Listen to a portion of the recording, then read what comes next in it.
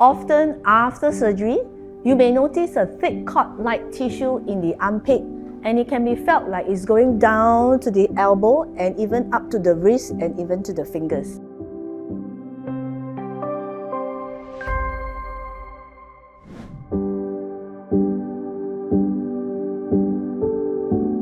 There are tight string and cord-like tissue that appears on the superficial tissue underneath the armpit, the axilla, and the inner upper arm, and sometimes on the chest wall or around the breast.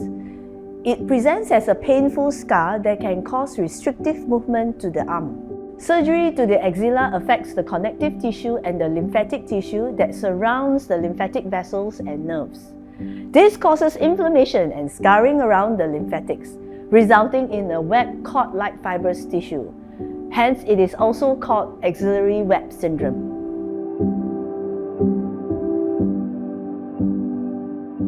The incidence after axillary surgery is higher but will be much lower in sentinel lymph node biopsy.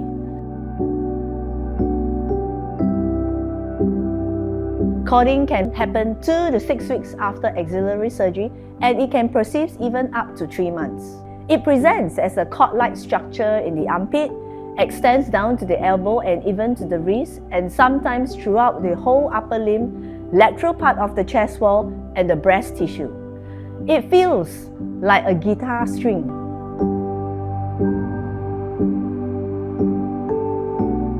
Cording can resolve on its own after a few months, but cording can also persist for some and causes long-term discomfort. Massage, exercises, and physiotherapy can help to reduce the discomfort. We will share some of the techniques and the exercises that you can do.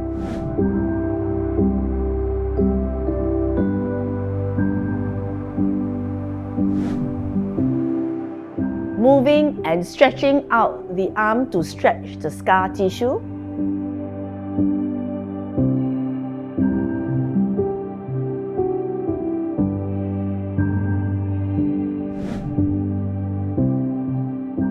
Neuromobilization exercises. Turn the head away first. Extend through the elbow and extend the wrist to pull and stretch the nerve. And move the wrist up and down to move the nerve. Do this for 5 to 10 times.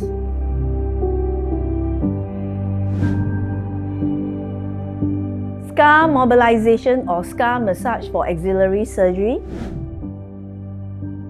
Massage the scar and stretch the cording.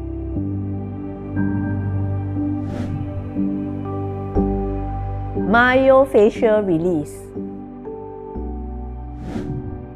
It is a gentle and firm massage performed by the physiotherapists to release and stretch the chest wall, the breast tissue that is rigid and stiff.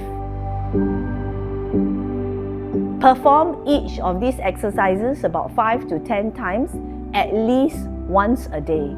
Always consult the guidance of your physiotherapist who can advise you correctly, and avoid if there is any unusual pain or discomfort. Thank you for watching, and I'll see you in the next video.